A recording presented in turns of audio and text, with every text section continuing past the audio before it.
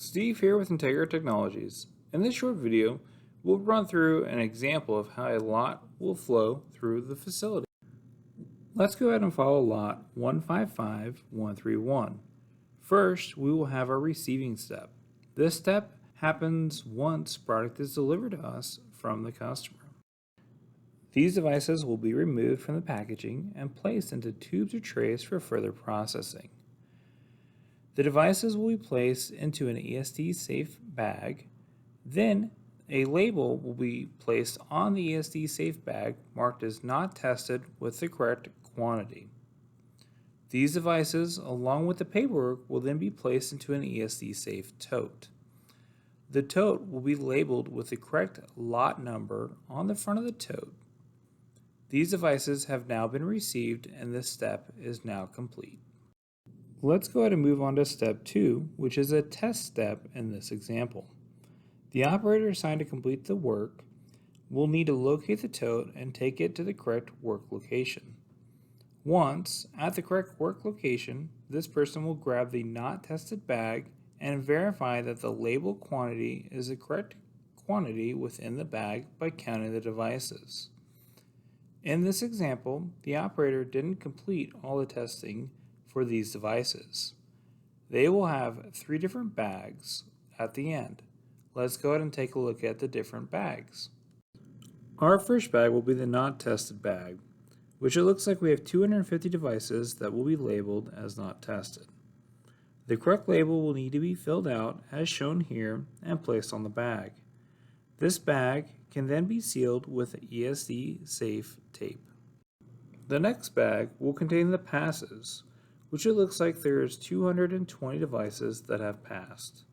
The correct label will need to be filled out as shown here and placed on the bag. This bag will then be sealed with a QC tamper-proof label. Our next bag will be our fail bag. This bag requires each tray or tube to be individually labeled as shown here. Then the fails will be placed into this bag. The fail bag will then get a rejected material enclosed label filled out and placed on the bag. This bag will then be sealed with ESD safe tape. This concludes this operator's labeling.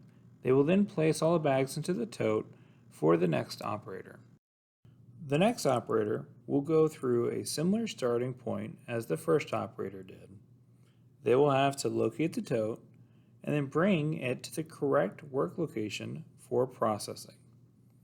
Once at the correct location, they will grab the not tested bag from the tote. They will need to verify the quantity of the devices that are not tested prior to testing. Once testing has been completed, they will need to grab their own pass bag. They will then need to fill out the correct pass label and place it on the pass bag. This bag will then be sealed with a QC tamper-proof label. This operator's fails will be individually labeled, but they can then be placed in the previous operator's rejected materials enclosed bag. The reason for this is since the fails are individually labeled, they can go into a step fail bag. And since both operators are on step 2, all their fails can be in that step 2 fail bag. If there are no other devices left to be tested, you may combine the passes only after QC gives you permission. If you do this, a new label will need to be created and placed on the bag.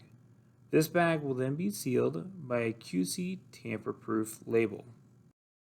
This operator is now done labeling, and all bags can now be placed in the tote for the next step.